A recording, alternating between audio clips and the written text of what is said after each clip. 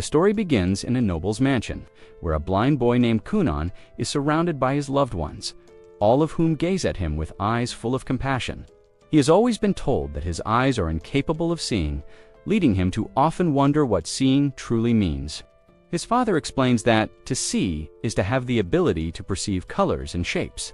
Apparently, Kunon was born blind because his eyes bore the hero's scar, a mark left by the famous knight Majutsu-shi. Bearing such a scar is uncommon, his father tells him, suggesting that Kunon should feel proud of it rather than ashamed. Despite this, the maids whisper among themselves, unable to help but feel pity for him. Kunon overhears them and wonders why anyone would feel sorry for him just because he lacks sight. Later that day, his magic teacher arrives. On the way to the study, Kunon asks a maid if it is truly necessary for him to learn magic. She replies that it would be a waste of talent if he didn't. Born with a water emblem, the ability to use magic is a great honor he should take seriously. However, Kunon doesn't see the point. Even if he learns magic, he still won't be able to go anywhere without a guide. In the study, he is introduced to his teacher, Jenny, who expresses that it is an honor to teach him. As the lessons begin, Kunon proves to be a prodigy. He executes his first spell on the very first try, creating a sphere of water. Since he cannot see, he has no idea what the spell looks like. Jenny explains that he is creating a water ball, roughly the size of an eyeball. Hearing those words, an idea strikes Kunon. If he becomes skilled enough, he might be able to create new eyeballs with his magic, finally allowing him to see. From that day on, Kunon finds hope that through magic, he will one day perceive the world's colors and shapes. During a break, Kunon shows curiosity about his food for the first time. Asking about the ingredients in his sandwich, the maid explains each one in detail, finding it much more rewarding to cook for him now that he is genuinely interested. Later, his tutor Flora meets him to read a book. When Kunon asks for the story of Majutsu-shi, Flora hesitates. Knowing Hister is technically responsible for Kunon's blindness, with a reassuring nod from the maid, Flora begins the tale. He learns that long ago, during a war against the Demon King, Hister defeated the enemy but lost an arm and a leg. Since then, descendants of the hero are occasionally born missing a limb, or their sight children, known as the hero's reincarnation. Kunon silently dismisses this as nonsense. He refuses to be defined by someone else's legend or heroic myths. His future will be shaped by his own magical power, not by ancient stories. Determined to master magic to create his own eyes, Kunon pushes himself so hard that he collapses from exhaustion. His maid, Icio, rushes to his aid. Upon waking, Kunon realizes that to support his magical ambition, he must also strengthen his physical body.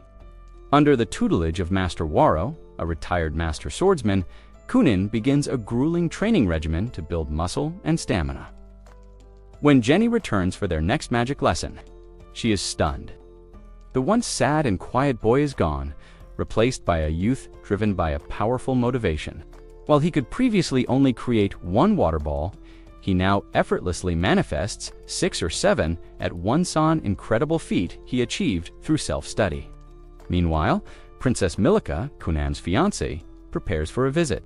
She feels hesitant about the meeting, remembering Kunon as a boy too melancholic for her taste, though she accepts her royal duty.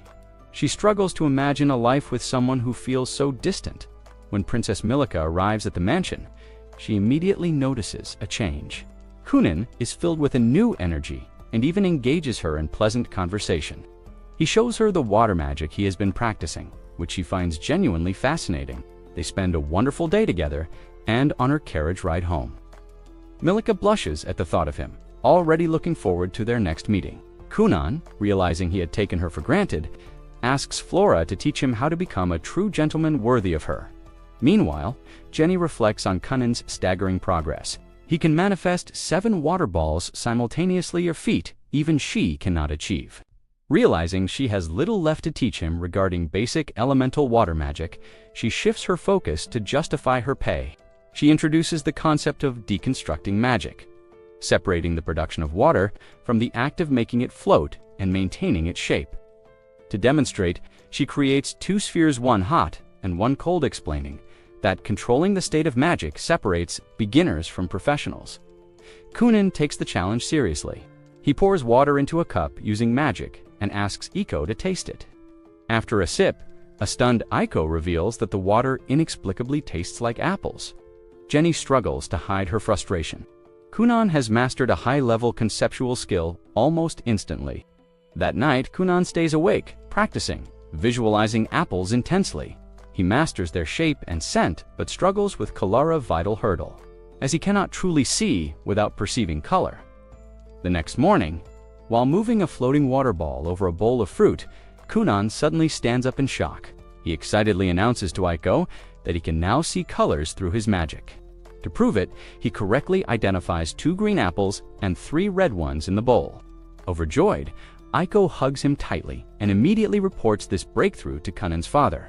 She explains that the closer an object is, the more accurately Kunon can perceive its color by touching it with his magic.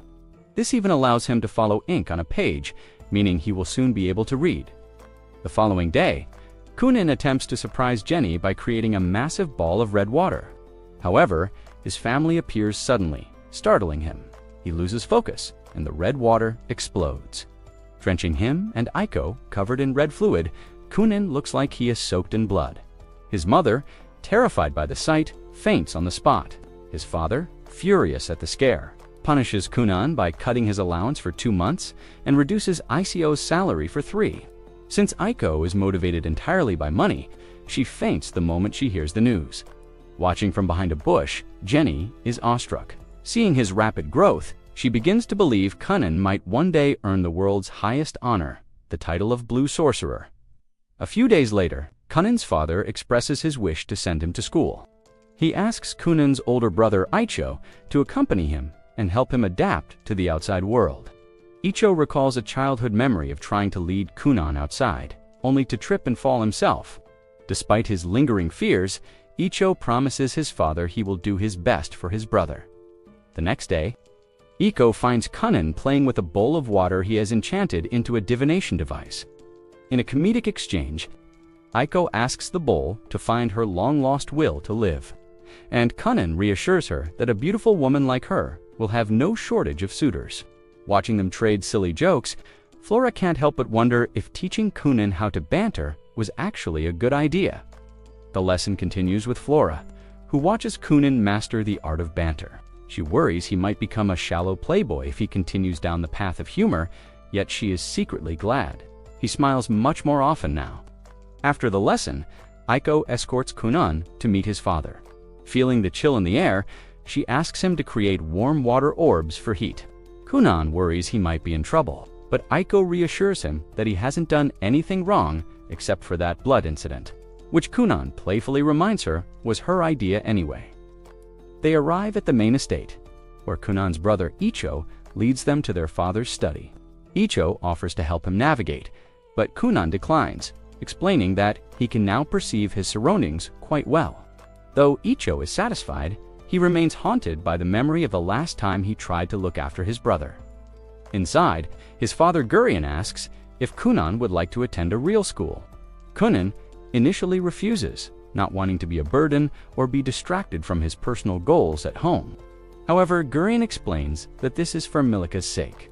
In noble society, a man who fails his duties is shunned. If Milika marries an illiterate man who avoids schooling, she will be bullied and disgraced. Hearing this, Kunon's resolve shifts. To his relief, he learns he only needs to attend 5 times a year for advancement exams to earn his certificate. The next day, Kunon shares the news with Milika. She is overjoyed at the prospect of spending more time together and promises to protect him in the new environment. When Kunon worries about her jealous admirers, Milika proudly admits that 5 boys have already expressed interest in her. Kunon sighs, realizing he'll need to prepare himself for some teenage drama as he prepares to leave. Kunon dons his new school uniform. Iko swoons over how handsome he looks, and they trade a few more jokes before he boards the carriage. Before departing, Kunon casts a clever spell. He covers the carriage wheels with a buffer gel made of water. As they move, Icho is amazed at how smoothly the carriage glides over the bumpy terrain.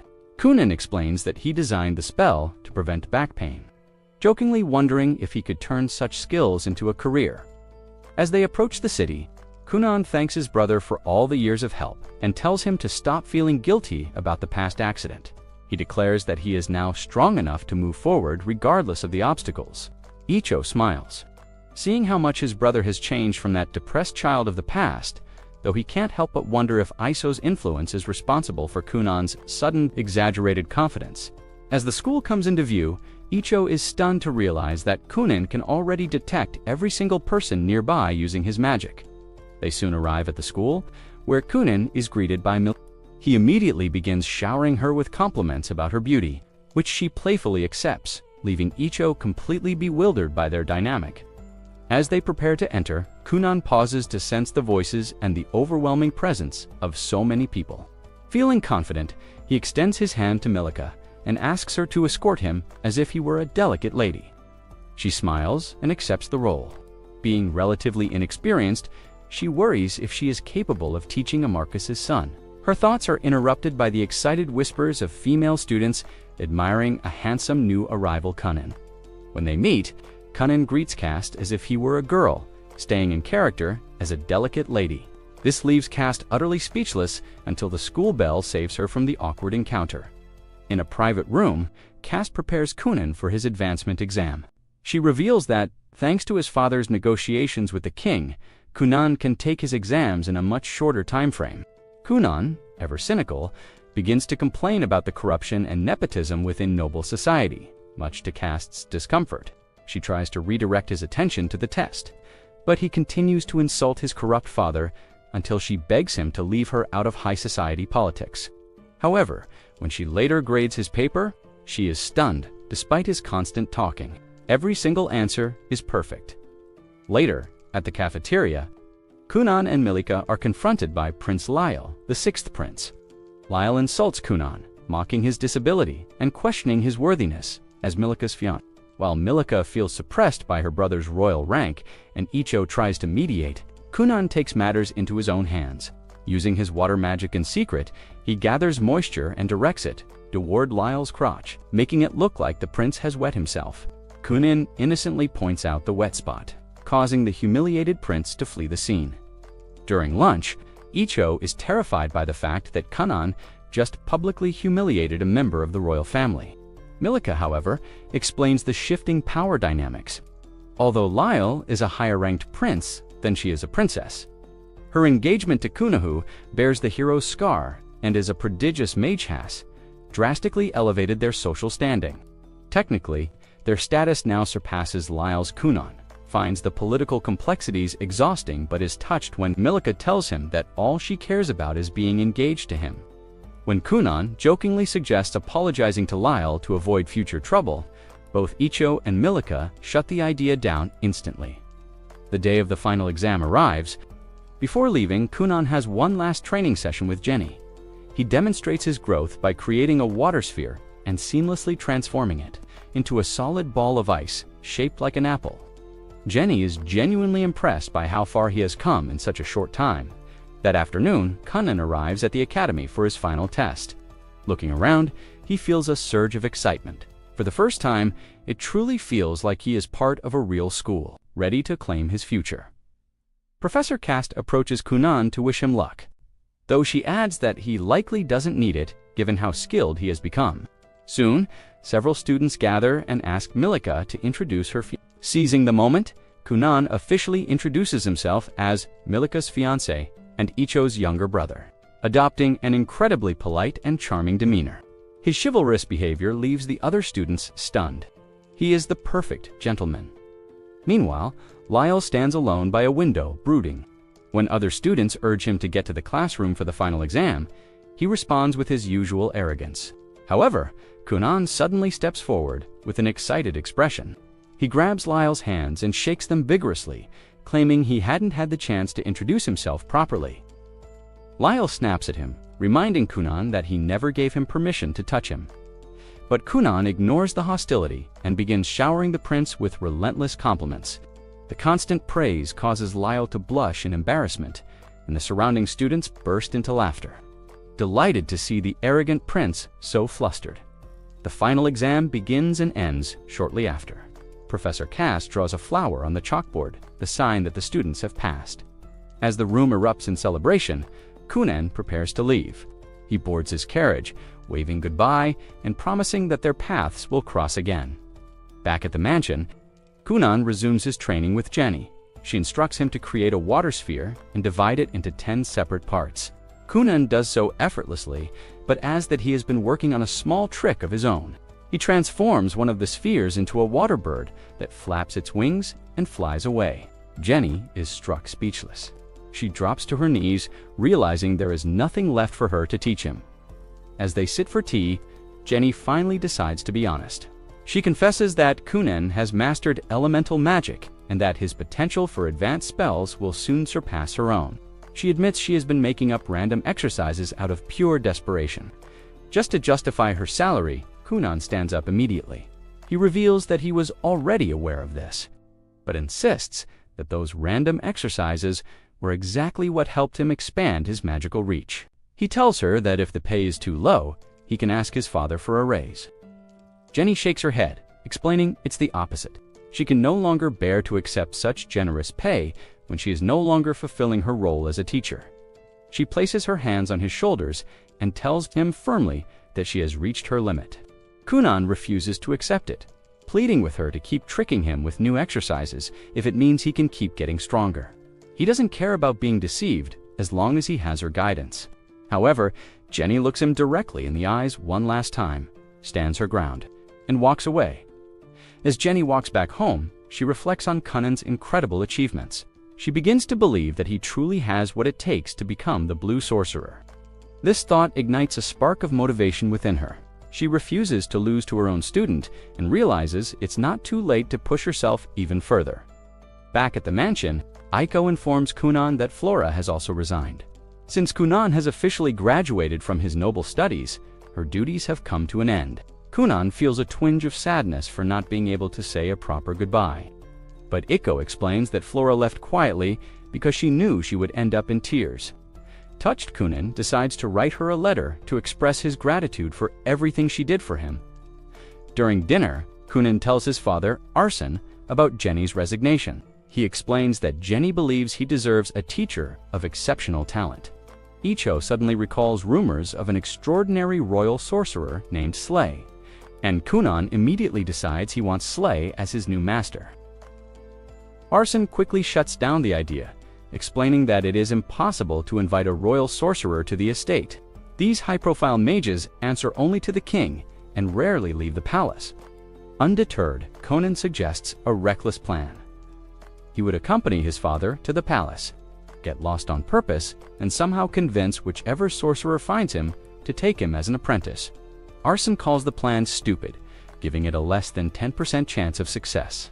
However, after one pleading look from Kunon's mother, Arsene immediately folds and promises to speak with the king. A few days later, the Grand Master of the palace receives Kunon's formal request.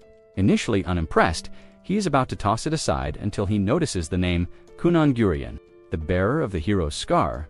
Intrigued, he pauses. Kunon and Arsene travel to the imperial palace for a meeting with the emperor. Arsene mentions that the emperor plans to choose a royal sorcerer for Kunon, clarifying that it wasn't due to political pressure. All the palace sorcerers became interested in Kunon of their own accord. Curious about how his son caught their attention, Arsene asks for a demonstration. Kunon manifests a cat made entirely of water. Arsene is instantly smitten by the adorable creature, asking if it is truly 100% water. Kunon confirms this, noting he still needs to refine the cat's movement patterns to make them more natural. Seeing his father's weakness for the cat, Kunon suggests getting a real one as a pet. Arsene tries to make excuses, claiming his wife prefers dogs and that a cat would trip a blind boy, but Kunon reminds him that he can see perfectly now through magic. Upon arriving at the palace, they are greeted by Princess Ressia. Kunon greets her casually at first, but after a reminder from Arsene and realizing she is his future sister-in-law, he offers a more sincere greeting. Ressia is impressed, finding Kunon just as incredible as Milika described. She notices the cat in Arsene's arms, but before anything else can happen, Kunon dissolves the cat back into water. While Ressia is amazed by the magical illusion, Arsene is left heartbroken. Having lost his new pet before he even got to name it, Kunon's display of skill causes Reisha to reconsider her opinion of him, and she informs Arsene that she will take Kunon to the Black Tower. Arsene agrees to leave his son in her care, though he is surprised by Kunon's bold claim that he can find his own way home, and even more by Kunon's announcement that he plans to take Milika on a date. As they walk, Reisha shares some royal history. Their nation has 7 princes and 10 princesses, and unlike other kingdoms, all siblings are allowed to compete for the throne. Reisha reveals she renounced her claim to pursue a stable career as a sorceress. When they pass a strange tower, Kunon stops in his tracks, overwhelmed by the incredible mana radiating from it. To catch up with Reisha, he creates ice skates with his magic. Reisha is so impressed that she forgets her older sister's advice and begs Kunon to teach her how to skate. Soon she becomes an expert, zooming through the palace hallways at high speeds, nearly colliding with staff. The chaos is finally stopped by a knight named Dario, who gives both Kunon and Rashia a stern reprimand. Nearby, Arsene spits out his tea when a guard informs him that his son has turned the imperial hallways into a skating rink. Kunon is eventually led to the chambers of Lord Lundeman, a great royal sorcerer. Kunon feels a crushing pressure from Lundeman's mana. Upon inspecting Kunon's right shoulder, Lundeman reveals that Kunon is a 2-star water mage. He explains the ranking system. Mages use one of 7 elements: fire, water, earth, wind, light, darkness, and corruption, and are ranked from 1 to 5 stars. Kunon realizes that, among the elite, he is still in the 2nd weakest rank. Lundeman, by comparison, is a powerful 4-star mage. He clarifies that a rank only determines the total amount of mana a sorcerer possesses, not the complexity of the spells they can cast. Lundeman leads Kunon to a field surrounded by the other royal sorcerers, all curious to see if the hero's scar-bearer lives up to the hype. To test him, Lundeman calls upon his friend Victor, who manifests dozens of water spheres in a perfect, orderly formation. Lundeman challenges Kunon to wrestle control of the spheres away from Victor. Kunon recalls a lesson from Flora about manipulating existing water rather than just creating it from mana. However, Victor is a seasoned professional. His grip on the mana is ironclad. Kunon pours every ounce of his effort into the task, straining against Victor's power. By the time Lundeman calls an end to the exam, Kunon has managed to snatch only 2 spheres. Though the observers are impressed, Kunon is shaken. He realizes the true scale of a royal sorcerer's power and understands just how far he still has to go to reach the top dot, despite Kunon's self-doubt. Lundeman is deeply impressed, and Victor admits he never expected Kunon to snatch even a single sphere. A heated argument breaks out among the royal mages, all of them eager to claim Kunon as their student. Reisha mockingly shuts Victor down, pointing out that his recent breakup makes him too incompetent to teach such a prodigy. To lighten the mood, Lundeman asks Kunon to entertain him a bit. More Kunon responds by creating a water trampoline using a specialized elastic water. The great sorcerer has so much fun bouncing on it that the other mages grow jealous and beg for a turn. When Rashia asks if he can create life-sized figures, Kunon manifests a water puppet of his personal maid with startlingly realistic features. The mages, curious about its movements, push Kunon to make it fly. He reluctantly complies, making the puppet float through the palace like a motionless ghost. The palace staff is terrified by the specter, and once the truth comes out, the mages receive a harsh scolding. Lundeman tells a guilty Kunon not to worry, encouraging him to show off more tricks next time before delivering the best news yet. Kunon has been officially accepted into the Royal Academy of Mages. Lundeman asks if Kunon has a goal for learning advanced magic. Kunon explains his dream of creating functional eyes with water magic, an ambition so grand that it earns the respect of every mage present. However, the high spirits are quickly dampened when Arsene arrives to scold Kunon for the chaos he caused. Despite Reisha's attempts to defend him, Kunon takes responsibility and apologizes for troubling the staff. After Arsene departs, Kunon realizes he is running late for his date with Milika. Reisha offers to transport him using her wind magic. They hop into a giant bubble created by Kunon, which Rashia launches through the air at high speeds. They reach their destination in record time, but Rasha botches the landing, sending them plummeting toward the ground. Fortunately, Kunon's bubble cushions the impact, saving them from becoming mush. Dario finds them sprawled on the ground, sighs, and realizes they've pulled yet another reckless stunt inside the castle. Milica is a nervous wreck, struggling to choose the perfect outfit. Her maid is astonished to see her lady so flustered over a boy, wondering what kind of man could possibly make the princess's heart race like this. When the word finally comes that Kunon has arrived, Milica rushes out without a word. Kunon greets her with a courtly bow, wishing for a beautiful night sky for their date. He offers his arm to escort her to the carriage, and Milica shyly takes his hand. A short while later, they arrive at a restaurant. As the food is served, Kunon raises his glass to propose a toast to his beautiful fiancée, observing Kunon's gentlemanly behavior. Milica's maid finally understands why her young mistress adores him so much. Milica asks about his experience at the Black Tower, and Kunon shares the news of his success, mentioning that he passed the entrance exam with flying colors and is now waiting for a suitable royal master to accept him. As he speaks, he cleverly weaves subtle compliments into the conversation, ensuring Milica never feels sidelined by his new ambitions. Seeing this, the maid thinks to herself that, while the young master's charms are a bit unusual, she is happy for her mistress. Suddenly, Kunon turns serious.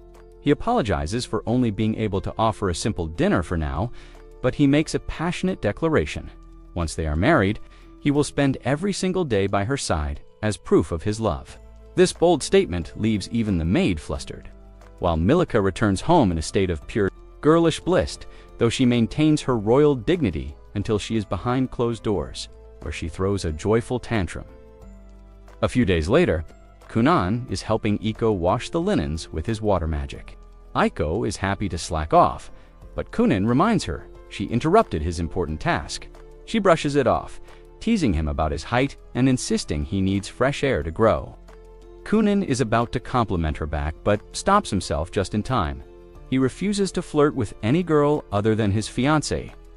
The news finally arrives. Kunon has been assigned a master named Xian Li Fi. When Iko hears the name, her eyes sparkle with excitement. She reveals that Xian is incredibly handsome and popular, immediately declaring him her future husband. Kunon feels a pang of jealousy at the thought of Iko being interested in another man, but she coldly ignores his concerns and rushes off to get dressed up for her fantasy man. Meanwhile, at the palace, Rasia and Milica encounter Milica's sisters, Everil and Lidal. The sisters mock Milica, acting as if she simply got lucky by being paired with a talented sorcerer. Rasia steps in, fiercely defending Milica and forcing the sisters to back down. After they leave, Rasia remains frustrated not by the sisters, but by Sion's luck in getting a student as talented as Kunon, especially since Sion didn't even show up for the exam. Back at the mansion, Kunon is relaxing in the backyard when Milica arrives unexpectedly in her carriage. Kunon greets her warmly, launching into his usual stream of compliments. However, his chatter is cut short the moment a figure steps down from the carriage, sensing an oppressive and overwhelming aura radiating from his new master. Kunon turns dead serious and falls silent instantly, while Xian stands there with an intimidating presence. ICO's heart beats at 1,000 miles an hour as she tries to maintain her dignity. Meanwhile, Kunon observes how dense Xian's mana is, realizing he might be even stronger than Lundemand. When Kunon falls silent, Milica worries if he is okay, but in reality, he is simply staring in awe. Kunon apologizes for the silence and introduces himself. He then asks if he can call Xian Professor Honey due to the thick, viscous nature of his mana, but Xian coldly refuses.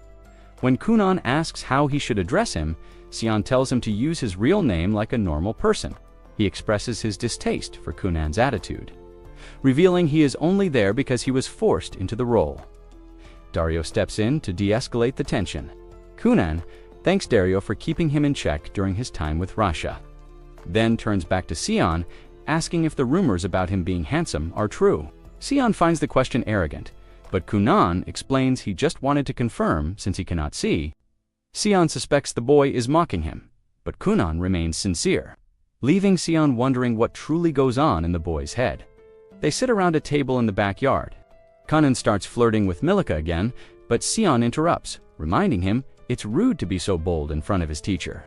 Sion then shifts the conversation to magic, asking Kunon if he knows about compound spells.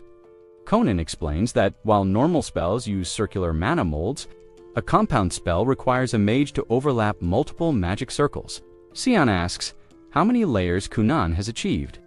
Kunon shyly admits he can only manage 32 layers, thinking the number is too low. Sion is secretly shocked. He didn't expect such competence from a child. Sion then reveals he can create spells with over 50 layers. Leaving Kunon deeply impressed. SEO asks how Kunon broke past the 10-layer barrier. Kunon explains that he modified the spells himself to bypass the limits. Sion is stunned that a child could manipulate complex magic formulas as if they were modeling clay.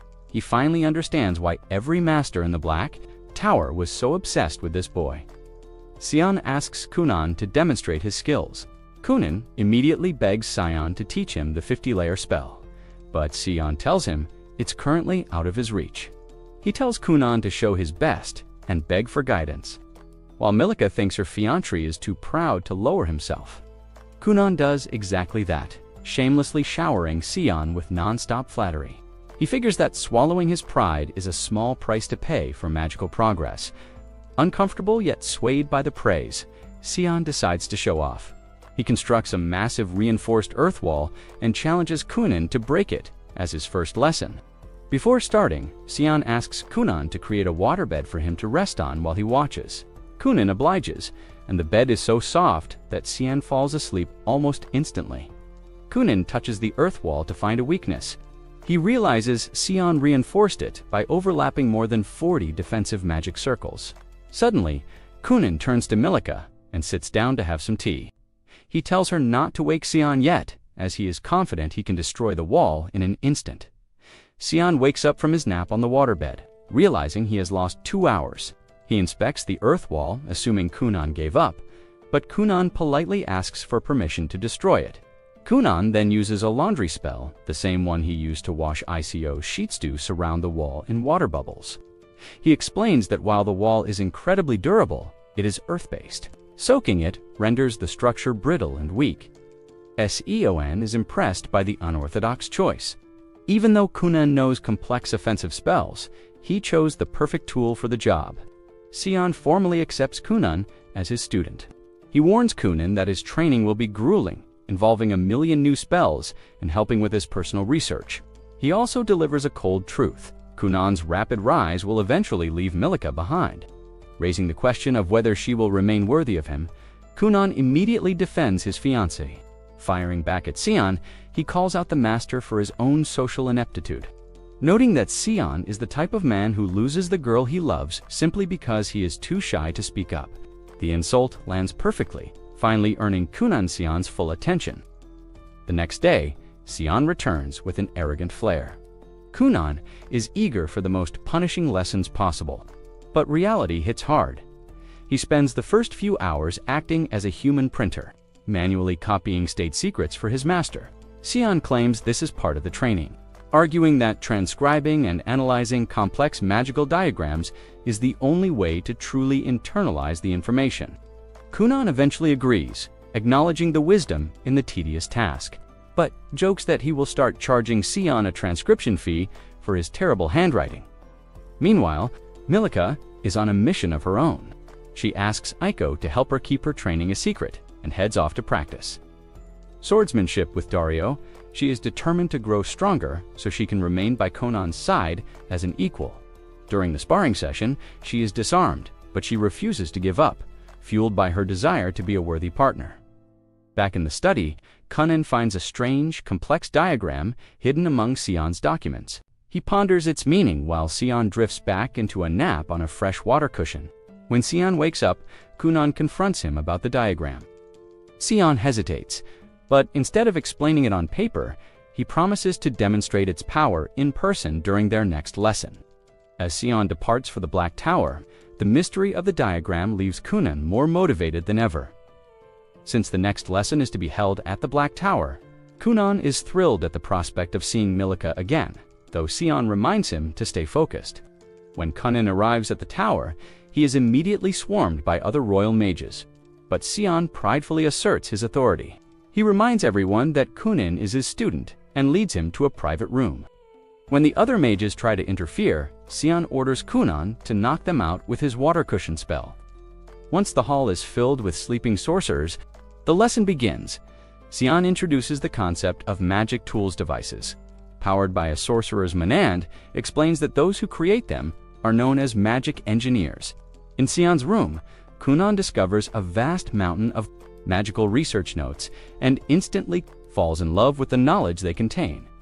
Sion reveals he is working on a magic tool capable of preparing cooked meals from within a bedroom. While Sion excels at large-scale earth structures, he struggles with the fine, intricate details. He asks Kunon to use his water magic to craft the delicate components of the prototypes. Kunon is excited by the challenge, and even when Lundeman tries to poach him for a magic lunch, Sion jealously puts the Grandmaster to sleep to keep.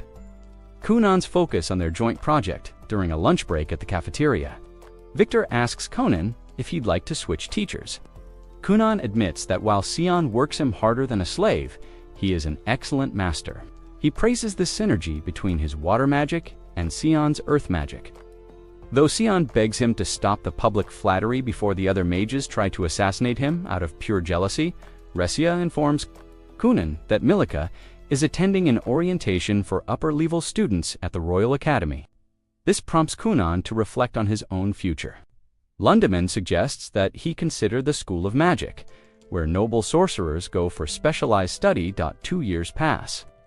After long and intensive training, Kunon faces Sion in a formal advancement exam. Sion attacks with a volley of earth spikes, but Kunon counters with a staggering 55-layer compound spell that combines bubble magic to create a tsunami.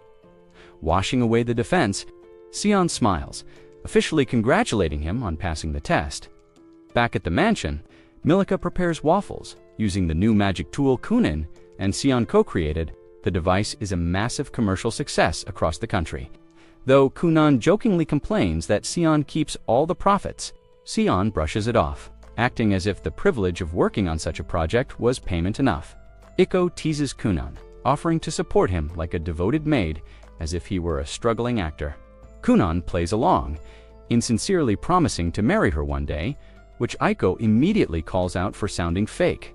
Milika laughs at their banter, though Sion looks on, slightly uncomfortable with their closeness. Milika asks how much they have accomplished together. Kunon reveals a staggering record: 7 magic tools, 5 research papers on magical theory, and a manual on magical experimentation. However, the tone shifts when Kunon mentions their current project, a magic insect box. Sion firmly tells Kunon that from now on, he will handle the rest of the work alone, signaling a major turning point in their master-apprentice relationship. As Kunon approaches his 12th birthday, Sion informs him it is time to take the entrance exam for the Royal School of Magic. Kunon is initially hesitant, protesting that he already has the best teacher in the world. However, Sion points out that their joint projects are mostly finished, and as an earth mage, he cannot teach Kunon how to further his water magic. He encourages Kunon not to limit himself, promising that at the school he will find water masters of 3 or 4 stars who can take him to the next level, though Kunon is pained by the thought of leaving his master. Milika offers her full support, vowing to become a woman worthy of being his wife. Encouraged, Kunon accepts Sion's advice. His resolve wavers briefly when he learns the school is 100 miles away, but Sion shoves him off before he can change his mind. Before leaving, Sion gives him one final piece of advice: remember the noble goal of creating a new pair of eyes. Back in his room, Kunon is struck by a wave of realization.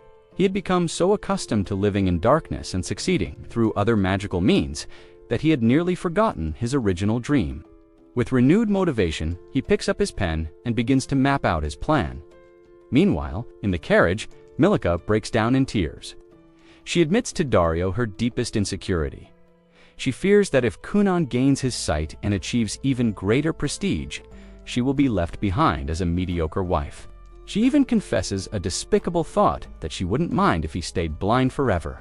While Sion shamelessly agrees with her, Dario scolds him and comforts Milika. He tells her she isn't a bad person for having selfish feelings.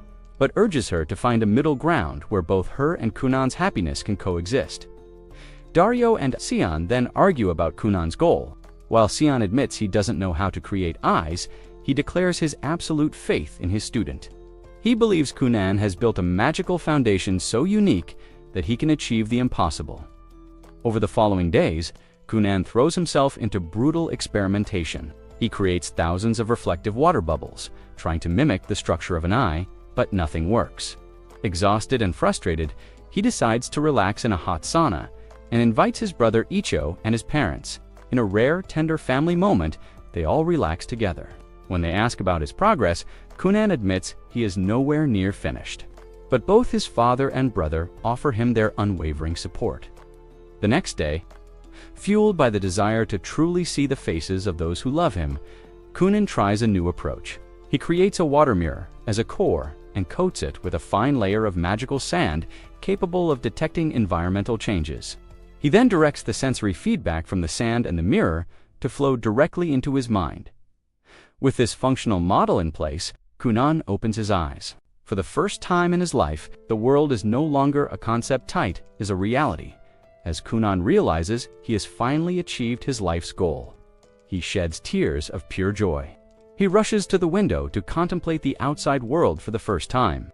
However, he notices something bizarre in the glass's reflection and turns around. Towering over him like a prehistoric giant is a massive shelled creature. Before looking at anything else, Kunon creates a water mirror. Since childhood, he has hated his dependency on others and blamed himself for the burden he placed on those around him. He decided long ago that he would be the first person he would ever look at. Standing before the mirror, he opens his magical eyes. He is surprised by his own image, examining his features only to decide he looks like a perfectly average boya. Realization that leaves him feeling slightly disappointed.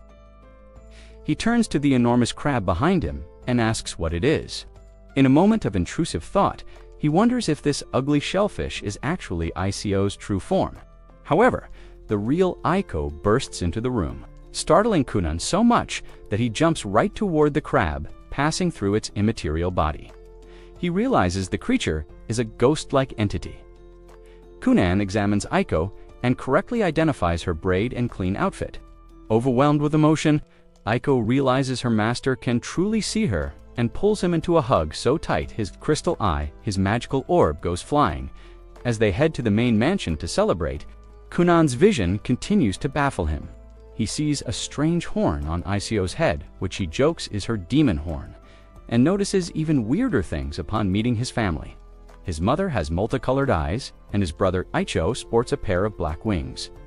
Kunon wonders if he was born to a pair of fallen angels, but Icho reminds him they have the same parents. When his father, Arson, enters the room, Kunon is horrified to see him looking like a living ghost made of mist. While his family celebrates and plans a feast, Kunon whispers to Icho, asking if their father always looked like a fog creature. Icho warns him never to say that out loud. Realizing his vision is far from normal, Kunon decides he must consult his magic master's dot at the Black Tower. Sion receives word from Victor that the king has granted him permission to leave the tower, thanks to Kunon's latest achievement. Sion smiles and heads to the mansion alongside Milica. Milica greets Kunon with enthusiasm, fascinated by the floating crystal eye. However, she notices Kunon's real eyes are still closed and begs him to open them and look at her. Nervous and stuttering, Kunon finally complies. As he looks at his fiancée for the first time, he is struck by her beauty. She looks like a normal girl, but the view is unfortunately marred by a ridiculously large feather floating over her head. When Kunon reflexively looks away, a worried Milica asks if he finds her unattractive. Kunon quickly reassures her, telling her she looks great. Even if he's internally struggling to process the bizarre spiritual decorations he's seeing on everyone, Kunon accidentally mentions the feather, confusing Milica. Fortunately, Ico steps in, spinning a poetic explanation about how wings and feathers represent a person's freedom and spirit, making it sound like a profound compliment when Captain Dario enters to congratulate him. Kunon observes a mystical, giant, immaterial sword towering behind the knight. Soon after, Sion arrives, but he is glowing so intensely like a literal star that Kunon cannot look at him directly. Inside the house, Sion bursts into laughter upon hearing about Kunon's bizarre vision, though he mocks the descriptions at first. He eventually turns serious and offers two theories. Spirit sight. Kunon might be so sensitive that he is seeing the actual souls of people. Mana hallucinations. He might be suffering from magical sickness caused by an excess of mana, similar to what Sion once experienced in a haunted forest. Co encourages Kunon not to see his vision as a failure. He argues that since many creatures perceive the world differently, Kunon's unique sight isn't wrong. It might even show him details others miss. However, he warns Kunon to keep these hallucinations a secret until they understand them better outside. Milika and Aiko discuss Kunon's upcoming birthday. Aiko teases Milika, saying that Kunon would love any gift as long as it comes from her, making the princess blush. When Kunon and Sion emerge, Sion can't stop chuckling, imagining the giant feather on Milika's head. Though Kunon wisely ignores his master's antics, a few days later, Kunon and Iko clear out his room, having finished every magic book in his collection. The room feels strangely large and empty, a reflection of his readiness to move on. The family gathers for a banquet to celebrate Kunon turning 12. The gifts are practical, yet heartfelt. Arson, father, a new staff. Mother, a high-quality quill for his studies. Icho brother, a food guide so Kunon can find the best restaurants on the long road to school. The atmosphere turns bittersweet when they realize Kunon is leaving for the Royal School of Magic. 100 miles away, his mother breaks into tears, and the family shares a final emotional meal together. After dinner, Kunon and Milika stand together on the balcony. Milika explains that due to her own classes, she won't be able to see him off on the day of his departure. She presents him with her gift, a bracelet. Kunon puts it on immediately, only for Milika to reveal she bought a matching one for herself. She tells him to look at the bracelet whenever he feels lonely at school, so he will remember her. Kunon promises to write her letters constantly and vows that he will return to her side. Milika, with a soft smile, promises to wait patiently for him. Finally, Kunon wishes Milika the best before they part ways. A few days later, the moment for Kunon to leave for the magic school arrives. While the carriage waits outside the mansion, everyone lines up to bid the young master farewell. Kunon's mother is moved to tears, and Arson reminds her to stay strong for their son, hoping to give him strength while he is nervous. However, when Kunon finally exits the house, he walks calmly and directly to the carriage as if nothing were happening. Seeing this, his family wonders if he even cares about them, but Aiko ignores them and climbs into the carriage with the same indifferent attitude. Everyone realizes then that Kunon learned his carefree demeanor from his eccentric maid. Soon, Kunon's carriage departs, and everyone returns to their normal lives. Elsewhere in the village, a young man runs to catch his own carriage toward an unknown destination. Meanwhile, in an unfamiliar church, a sister asks a young girl named Reyes to prepare for her departure to the magic school. A few days into the journey, Aiko asks how much longer until they reach the school. Upon learning that a month of travel remains, she feels bored. Kunon reminds her that they will stop at his grandfather's house, halfway through, before asking if they will truly be saying goodbye soon. Aiko nods, explaining that she wants to get married, which won't be possible if she remains a servant forever. Kunon asks if there is any way she could stay, to which Iko jokingly proposes he leave Milika and marry her instead. He remains silent, and Aiko quickly changes the subject as they approach the mansion. Standing at the entrance, Kunon recalls visiting 4 years ago.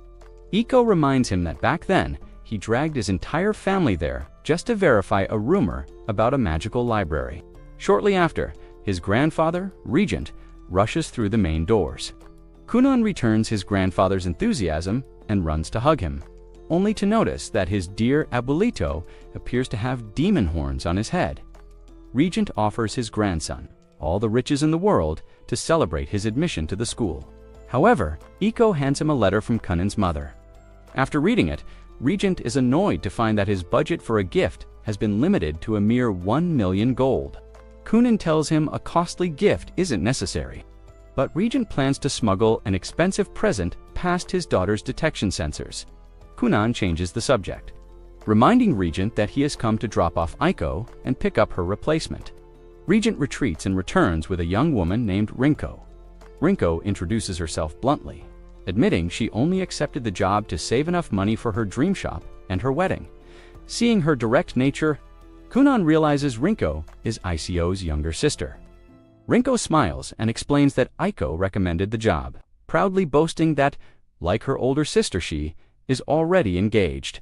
Rinko makes it clear she expects Kunon to respect her honor, and Kunon reassures her, mentioning he also has a fiancé. He encourages her to stay in touch with her boyfriend while working for him, while the two sisters prepare dinner. Rinko confesses to Iko that she didn't expect Kunon to be so relaxed for someone with a hero's scar. Iko gives her a piece of advice to keep him under control. Keep him well-fed, and he will remain docile. Iko closes her eyes, remembering when she first met Kunon. Back then, his parents wanted her to attend to him because she was mature, yet young enough to connect with him. She taught him about every object around him, helping him adapt to a world without sight until he finally created his own artificial eyes. In the present, Iko thinks Kunon is ready to live on his own.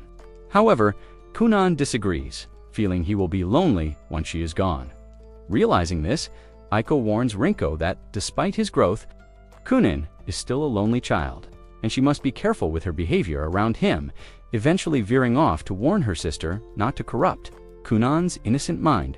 Rinko claims she has no improper thoughts about Kunon, but warns that he is an easy target for women because he speaks to them with such sweetness. Iko thinks Rinko is exaggerating, but the younger sister insists that Iko's own sense of humor and constant flattery have inadvertently turned Kunon into a natural charmer. As the sisters argue, Kunon takes a bite of the sandwich they prepared.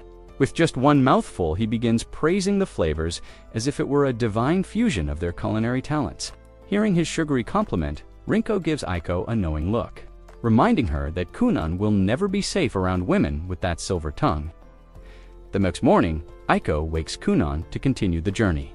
Before leaving, Kunon recalls how he felt when Jenny and Flora left.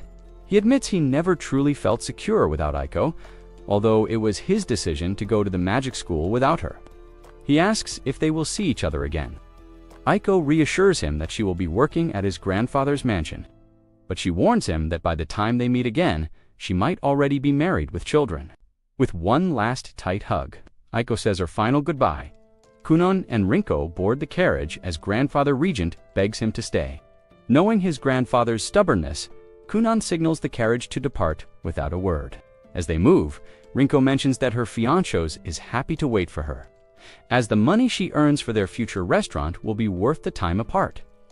A few days later, Kunon and Rinko arrive in a small town near the magical city of Darashik. Kunon's curiosity is instantly piqued by a mysterious book displayed outside a shop. Rinko is surprised by his excitement, noting that Regent's library was much larger, but Kunon explains that his grandfather lacked specialized magic books. Inside, Rinko is shocked to see a price tag of 5 million NEC on a single volume. Kunon explains that the price reflects the unique experience and knowledge of talented mages. Though Rinko still can't believe a book could be worth its weight in gold, the shopkeeper, sensing Kunon is a student, asks for a demonstration of his magic.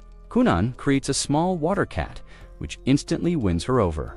She tells him that Darashik is becoming a shining paradise of magic, and mentions that this year's academy class includes high-profile students, the Saint of the Holy Kingdom, the Prince of Hell, and the Lightning Sorcerer. Hoping to help a promising youth, she offers her most prized book at a 50% discount. However, when Kunon realizes it is merely a second-hand copy of Sion's book, he calmly ignores the offer and walks out, leaving the woman in shock. Outside, he explains to a confused Rinko that he already knows the book by heart, because he likely wrote the very manuscript it was copied from. Kunon begins meticulously touching all the soft fur coats, confusing the merchant. After a long inspection, Kunon lifts a piece of fur triumphantly. He apologizes to the annoyed owner, explaining he was memorizing the texture and feel of the fur. When the merchant reveals it belongs to a rare black fox, Kunon uses his water magic to manifest a fox made of water that perfectly replicates the texture he just felt. The owner is stunned. As he strokes the water fox, he realizes it feels exactly like the real thing. He asks if Kunon can replicate anything with his water magic, and Kunon simply nods. This part of the story marks a significant shift, as Kunon enters the competitive and high-stakes environment of the Darashik Academy of Magic, where although Kunon warns the merchant that he can only replicate textures and shapes, the man nervously asks if he could replicate a woman's body. Instantly, Rinko's bodyguard mode activates, and she reprimands the man for putting such dirty ideas into the innocent mind of a child. She drags Kunon out of the shop to protect his purity, leaving the merchant behind to admit he only wanted a way to feel close to a woman he admires. Shortly after they leave, the Saint Reyes and her friends emerge from a nearby alley and enter the same shop. They ask about a famous fox fur scarf, but the saint notices the small water fox Kunon left behind. While her friends wonder how the merchant tamed such a rare creature, Reyes correctly identifies it as a spell. With a flick of her hand, she makes the water fox explode, soaking the poor man's pants. Despite the mess, the saint is intrigued. She realizes that although the fox looked incredibly realistic, it was created with a minimal amount of mana. She wonders what kind of talented mage could achieve such high-level detail with so little energy. Kunon and Rimko finally arrive in the magical city of Darashik. Kunon gazes at the famous academy for the first time. But a problem arises when they try to check into the dormitories. The receptionist, Lavella, informs them that the rooms are full. It turns out, Sion had forgotten to mention that detail on the admission forms, while Kunon and Rinko looked for a house to rent using a real estate flyer. The scene shifts to a mysterious room where two high-level mages are reviewing a list of elite new students. One mage stops at Kunon's profile, noting he is Sion's disciple, which immediately piques the interest of a mysterious, powerful man in the room. Lavilla leads Kunon to the testing grounds for the entrance exam. On the way, Kunon can't stop complimenting her, which visibly flusters the poor woman. When they arrive at the field, the other elite candidates are shocked by Kunon's strange mask. Kunon uses his magic vision to observe the unique auras surrounding the other three top students. Two of them offer a friendly greeting, but Kunon ignores them. Instead, he walks directly up to Reyes, the saint, and gets uncomfortably close to her face to examine her light attribute. Offended by his boldness, Reyes tells him to back off. Kunon realizes his behavior is creepy but immediately starts pestering her to teach him her light magic. Reyes scoffs, claiming that light is superior to all other elements and that a lower water user like Kunon could never learn it. When the other boys argue that all magic is equal, Reyes tells them not to take her words to heart, explaining that she cannot feel emotions like a normal person because she is a hero's scar. Hearing this, Kunon becomes even more obsessed and begs her once more to show him her skills. Finally, the examiners, Soph and Safi, appear. Kunon is instantly drawn to Soph, whose aura is overwhelmingly powerful. Soph announces that they have all already been admitted to the academy. The students are confused, as they expected to have to pass a test first. Soph explains that the Darashik Academy actually accepts any competent sorcerer without an exam. But this information is kept secret. Kunon is disappointed, since he studied so hard, but Soph reassures him that there is still a challenge ahead. Soph explains the ultimate goal, the advanced class here. Students are treated like doctoral researchers, free to investigate existing spells, create their own, or develop magic tools with professors. Kunon immediately sets his sights on this rank. However, Soph warns that only the best of the best qualify. The four students present, Hank, Ria, Reyes, and Kunon, were specifically gathered because their masters personally recommended them for this elite placement. While Kunon vibrates with excitement, the assistant examiner, Safi, watches him with silent irritation. Soph calls for a practical demonstration. Each student must show their best magic. Hank fire. 2 stars. He demonstrates incredible control by firing a stream of flames that creates a perfect rotating spiral pattern on the ground. Ria wind.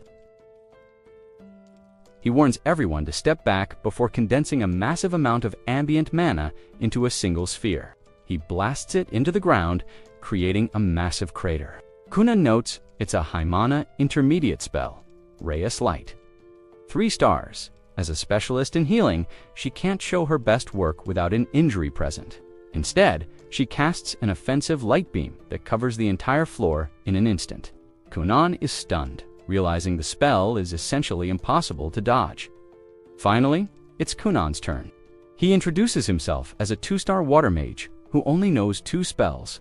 Soph is confused. He expected more from the student of Lundamend.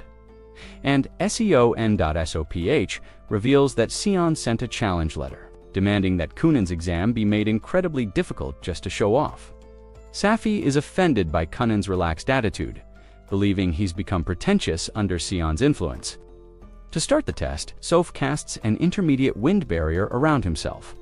Rhea points out the disadvantage. Water droplets usually scatter against high-speed winds. There seems to be no way for a 2-spell water mage to break through. Kunon, however, asks why the test is so easy, provoking Safi's anger. Kunon begins by casting his bubble spell. Instead of attacking, he makes the bubbles multiply exponentially until they form a thick wall of mist surrounding Soph's barrier. Then he dies, the mist bright red. Instead of attacking, Kunon simply creates a water chair and sits down. He explains his logic. He can maintain this Lomana mist for over 2 days. Soph, however, will run out of mana trying to maintain a high-intensity wind barrier much sooner. Since there is no time limit, Kunon is happy to wait until Soph collapses from exhaustion.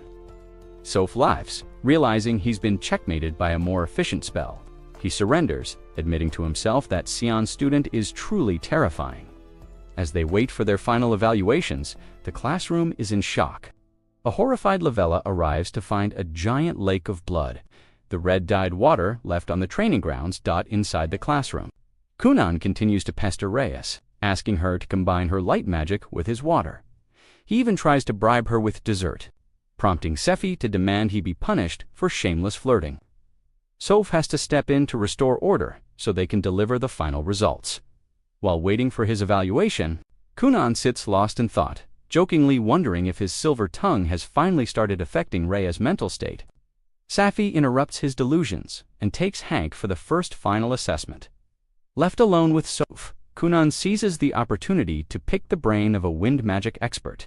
Soph, curious about Kunon's battle strategy, asks if he had another way to win if the war of attrition had failed. Kunon admits he could have defeated him directly through erosion and interference. He explains that since water has the unique quality of being able to permeate any material, he could have slowly seeped his mana into the internal layers of Soph's wind barrier. Eventually, taking control of the spell from the inside out, Kunon boldly declares that water is the superior element, though he adds with a smile that he hasn't truly proven it yet, since he still hasn't defeated his own master. Sion Safi returns and leads Kunon to a room for his final evaluation. She opens a door to a pitch-black space and, remembering Kunon is blind, offers to guide him. Kunon politely declines and walks in alone. Once inside, he uses his crystal eye to observe his surroundings. He realizes he isn't in a small room, but a vast, open terrain under a simulated night sky filled with stars. Suddenly, 7 mysterious figures appear. An elderly witch approaches him, admitting she is fascinated by him because he is Sion's disciple. In true Kunon fashion, he tells the old woman to keep her distance because he is a committed man. When she calls him out for flirting with Reyes, he insists that was for the sake of magic. The witch asks if he learned anything new during the exam. Kunon beams with excitement, talking about the incredible new spells he witnessed. Seeing his pure passion for magical growth, the old woman officially declares him qualified for the advanced class. Kunon is so thrilled that he celebrates and runs out of the room before she can even finish her advice. The witch sighs, reminiscing about how Sion used to listen to her, whereas his student just ignored her to go celebrate. Outside, Soph reads Sion's recommendation letter. In it, Sion boastfully claims that Kunon is a 1-in-a-million genius who will surpass even Soph. However, the letter has a rare moment of sincerity. Sion asks Soph to look after the boy as he is still a child, and asks Soph to forgive Kunon for the mistakes Sion himself made back when he was a student. As Soph watches Rinko escorting Kunon back to their new home, he remembers Sion's ultimate prediction that Kunon has the potential to become the legendary blue sorcerer. Back in the dark evaluation chamber, the old witch gray robe reflects on Kunon's artificial eye. Despite her immense age and experience, she had never seen a spell so unique. She smiles, eager to see what other impossibilities this brilliant talent will bring to the world. A few weeks later, Kunon's parents read a letter from Rinko, updating them on Kunon's progress at the Magic Academy. While they are thrilled he entered the prestigious advanced class, his father, Arsene, is furious upon learning about the Blood Garden incident. As punishment for his son's reckless behavior, Arsene decides to cut off Kunon's allowance for an entire month. However, the students soon discover that they aren't allowed to receive allowances anyway. Advanced students are expected to earn their own living. Hearing this, Rhea stands up in protest, arguing that her goal is to learn magic, not business. Professor Silver SOF reminds her that if she cannot manage her own bills, she will never become an elite sorceress. Desperate, Reyes reveals she needs 1.5 million per month to support herself and her two maids. The waterbed business while Reyes struggles to find a plan. Kunon remains calm. Having spent years crafting magical tools with Gurion, he already has several business ideas. Meanwhile, Professor Sefi provides the students with private laboratories. While the labs are free, students must pay for their own research materials and earn class credits through achievements to avoid being demoted to the second tier to solve his financial issues. Kunon turns his laboratory into a sleep sanctuary. Having suffered many sleepless nights working with Gurion, he realizes his fellow students are equally exhausted. He installs his specially crafted waterbeds and charges for 1-hour rest sessions. The business is an instant success event. The teachers, impressed by the comfort of the beds, ask Kunon to set up a private rest area for the faculty. Helping Reyes, the sacred herbs, a humbled Reyes approaches Kunon for financial advice.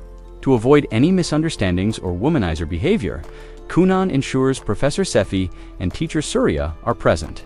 He learns that Reyes refuses to use her healing magic for profit due to her homeland's traditions. Kunon proposes a collaboration using Reyes's high-level purification magic Sanctum to turn ordinary soil into holy ground.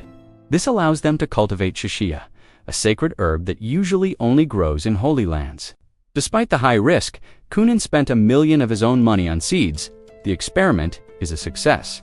They process the herbs into medicinal pills, which an appraiser values at over $2 million.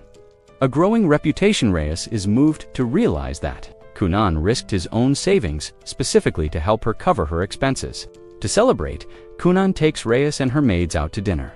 He gallantly offers to pay the bill, though he immediately regrets it when the maids' expensive tastes cost him hundreds of thousands. The episode concludes with Kunon's sleep sanctuary becoming the talk of the school. While Kunon recruits more classmates for his experiments, 3 mysterious girls wake up in his lab, wary of each other and clearly interested in uncovering more about the talented young magician. 1 month later, Kunon introduces a new addition to his dream business, a hairless rat plushie designed to help his customers sleep even better. He shows the plushie to his professors, asking if they would like to experience its magical effects. However, Professor Silver SOF refuses, fearing he might become addicted to a toy, and Sefi follows suit. Kunon apologizes and returns to his dream laboratory. After he leaves, the professors comment on the impressive progress their students have made over the past few months. Recognizing that time is passing, Silver suspects that various school factions will soon begin their moves to recruit the new students. As if to prove his point, 3 beautiful girls enter Silver's room inquiring about Kunon's whereabouts. Since Kunon has already left, the girls apologize and head out to find him. Meanwhile, Kunon is busy promoting his new rat plushie to his clients. It is an instant hit, and every customer adds the rat to their package before falling asleep. After seeing them off, Kunon catches the scent of food cooking in the garden. Looking out the window, he finds Hank struggling to cook some bacon. Kunon goes outside to help while the 3 girls continue their search. He reminds Hank that grilling bacon over an open flame won't work, as it needs to be cooked over low heat for a long time. Hank agrees but explains that maintaining a constant low temperature with fire magic is incredibly difficult for him. Kunon remains silent for a moment before wishing Hank good luck. Next, Kunon checks on Raya, who is attempting to fly using wind magic. Raya successfully lifts off the ground but quickly loses control and begins to fall at an alarming speed. Fortunately, Kunon catches him with his waterbed. Raya thanks him for saving his life, but Kunon reminds him to master floating before attempting to fly so high. Later, after finishing their practice, the boys head to the cafeteria. There, Kunon asks the chef to make sandwiches using Hank's burnt bacon. The chef doubts Kunon can even eat such poor quality meat, but Kunon refuses to let food go to waste. On their way back to class, they run into Reyes, who joins them for lunch. Kunon gets excited, thinking Reyes might be interested in him, but she bluntly explains she only joins him because he always feeds her for free. As they bite into their sandwiches, the burnt bacon instantly ruins the experience. Reyes makes such a horrific face that everyone thinks she is about to vomit. Meanwhile, outside the dream laboratory, the three girls decide it is the best place to wait for Kunon when he returns from lunch to attend to his clients. The girls appear and request an audience. However, the other customers in line remind them to wait their turn, so they move to the back of the line. When it is finally their turn, they ask about the rat plushie. Kunon informs them it is the key to perfect sleep. Enchanted by the adorable toy, the girls forget their original mission and fall fast asleep on Kunon's waterbeds. The next day, Hank tries grilling bacon again, envying how easily Kunon controls his magic to keep it steady and low. Raya also works hard on his floating technique, slowly beginning to master it. Elsewhere, Reyes is busy cultivating chinchilla herbs. Sefia is impressed by her skills, but Reyes questions why the school forces children to earn money using magic. Sefia explains that students who only study magic are easy targets for scammers in the outside world. By forcing them to work and interact with society, the school ensures they become functional and independent adults. Reyes finally understands the importance of independence. Safi is satisfied with her response and hopes Raya and Hank will also succeed. Reyes believes they will, especially with Master Kunon by their side. Finally, Sefi recalls that the school factions have already begun recruitment. But when she asks if anyone has approached Reyes yet, she simply shakes her head. Safi wonders if the other students have been recruited by scouts yet, and Reyes confirms the same. Elsewhere in the school, elite students wonder why their recruitment teams are taking so long. Later, Reyes gathers the class to discuss these student factions groups of like-minded sorcerers who support one another. Kunon learns that the three most powerful factions are harmony, ability, and rationality. Despite this, he feels no need to join one, as he cherishes his freedom. However, Hank points out that many complex experiments require the help of other mages. Reyes explains that recruitment was banned during their first month to allow them to adjust, but now the restriction is lifted. While Reyes and Raya are unsure, Hank reveals his plan to join Harmony. Kunon, ever the optimist, tells them to focus on lunch instead. Hank proudly claims he controlled the heat this time, but the sandwiches still taste awful. Kunon advises him to pay more attention to the flavor next time. Meanwhile, the leaders of the three great factions learn that Kunon distracted their female recruiters. They decide to recruit him personally. The leaders bail Shito and Lulu cross paths in the hallway, and turn the recruitment of Kunon into a competition to see who can get to him first. Back in the garden, a persistent Hank continues to struggle with his cooking. Nearby, Kunon helps Raya with his flight practice by encasing him in a cushioned water bubble for safety. Raya is awestruck by Kunon's talent. Back in his village, Raya was the most gifted child, but he now realizes how much further he must go to match a genius like Kunon, motivated by the sacrifices his poor family made for his education. Raya prepares to give his Olivin as Kunon teases him by filming his clumsy attempts. Suddenly, an explosion rocks the grounds. The three faction leaders are engaged in a fierce free-for-all duel. Bail Ability argues his faction is best for Kunon's growth, while Shito Harmony insists Kunon's skills suit teamwork. Lulu Rationality reminds them that Kunon studied under a genius mage, making his faction the logical choice. Watching from afar, Kunon wonders how fun it must be to fight in an unrestrained battle. Kunon eventually returns to Hank, who is still failing to cook the meat properly. Kunon encourages him to experiment, explaining that fire can have different colors and scents. Inspired by Kunon's advice, which he credits to his first teacher, Hank begins flavoring his fire with herbal scents. As he finds success, a student from the Harmony faction approaches him with an invite. Similarly, while Raya struggles with flying, a girl from Rationality offers him crucial tips, By the next lunch, Hank's sandwiches are finally delicious. They sell the surplus meat to the school chef, who is impressed by the quality. As they walk, Raya reveals he has mastered flight and plans to join Rationality, while Reyes was invited to Ability. Kunon realizes he is the only one without an invite, but Raya reminds him that the three leaders are still fighting to decide who gets the honor of asking him first. As the dust settles from the battle, Bale manages to stand up first, claiming the first right to recruit Kunon for Ability. Shito takes second, and Lulu accepts third place. With the order decided, Bale calls upon one of the greatest heartbreakers of his faction to begin the mission to recruit Kunon. A few days later, Kunon writes a letter to Mirka, sharing his experiences at the Magic Academy. After finishing, he heads to the garden to help Raya practice his flight magic. While Kunon records his observations, a girl named Ilya arrives to invite him to join the Ability faction. As Raya stands there, starstruck by the cute girl, Kunon accepts, instantly true to his nature of never turning down a beautiful woman. After Ilya leaves to deliver the news, Raya explains that the three main factions used to be bitter enemies in the past. Although they are now more friendly rivals, Kunon is intrigued. However, he quickly gets back to business, asking Raya to adjust his flight technique for the experiment. As Raya lifts his wind ball higher, another stylish girl named Elva arrives to recruit Kunon into the Harmony faction. Once again, Kunon joins without a second thought. Raya is baffled and reminds Kunon that by joining both, he is essentially playing both sides. Before Kunon can respond, a cute girl named Koses appears to recruit him for the Rationality faction. While Raya starts hyperventilating over the girl's looks, Kunon completely ignores Koses and focuses on his experiment.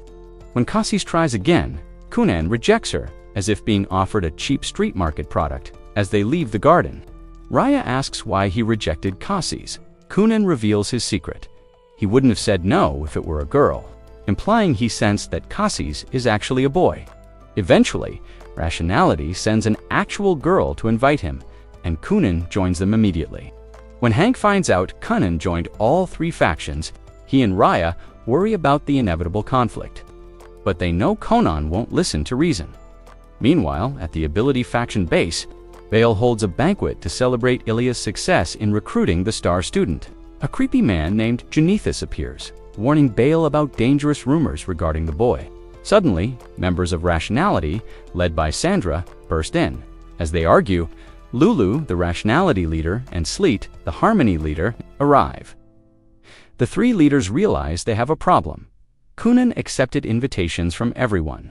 Bale wonders if Kunon is even serious, and Lulu suggests they confront him directly to confirm his sincerity. The scene shifts to the forest, where Mirka is trying to stop a wild bear from attacking a village. She loses her sword and is nearly struck down when her brother arrives just in time to save her. He praises her bravery, but Mirka realizes she still has a long way to go to become truly strong. Later, Kunon returns home, where Laura greets him. When Laura hands him a letter from Kunon, Mirka's gloomy mood instantly brightens. She opens it with excitement, but her worry grows as she reads. Mirka points out that Kunon has made a new female friend at school. Although Laura tries to reassure her, Mirka remains skeptical. Knowing her boyfriend's flirtatious nature, back at school, Rin asks Kunon to hand over all his transaction receipts. Kunon wonders why she cares about such boring things, so she explains that he needs to track his spending to save money. When she asks what he does with his earnings, he admits he just tosses the cash into a box without keeping receipts. However, since he records his purchases in his diary, Rin forces him to find it and hand it over. Afterward, Kunon prepares for class. Upon entering his private lab, he finds Reyes waiting for him for lunch. He stops in his tracks when he smells Hank's delicious bacon. Suddenly, Hank and Raya appear and warn Kunon to get out, explaining that senior students from all three factions are hunting him down. Before they can say more, Sandra and a group of girls corner him. When she invites him to meet the faction leaders, Kunon agrees, but insists on finishing his lunch with Reyes first. Despite the furious girls watching his every move, Kunon and Reyes chat calmly about random topics like fishing, leaving Raya and Hank baffled by their composure. Once finished, The girls drag Kunon to a giant castle that serves as the faction's base. Kunon is impressed by the grandeur, but the girls are too tired of his antics to listen. They eventually reach the leaders' hall, where Bale ability, Lulu rationality, and Sleet harmony await. Using his magical eye, Kunon observes their true souls. Bale's soul is too vast to comprehend, while Lulu's resembles a massive dark tree. When Sleet speaks, Kunon becomes excited, realizing the leader is a woman. Instead of a polite greeting, he rushes over and begs for her special attention, as if asking her on a date. The leaders are stunned by his audacity. Sandra angrily reminds him that his actions have caused a rift between the factions and demands he stop playing around. The leaders deliberate on how to handle him. Lulu suggests using Kunon's skills to their advantage, while Kunon completely unfazed offers to tell Sleet all his darkest secrets. As they head to a private room, the creepy Genethys appears. Kunon notices a terrifying spirit covering the man's mouth, making him deeply uncomfortable despite Genethys's friendly facade. Finally, seated before the members of all three guilds, Lulu asks the ultimate question: which faction will he join? Kunon remains silent, appearing to be in deep thought, though he is actually just distracted by the evil spirit behind Genethys. When Sleet repeats the question, Kunon agrees to join her faction, but then points out that many other lovely ladies invited him to theirs as well. Declaring that he cannot refuse a beautiful woman, Kunon announces he will join all three factions to please everyone, leaving the leaders absolutely speechless.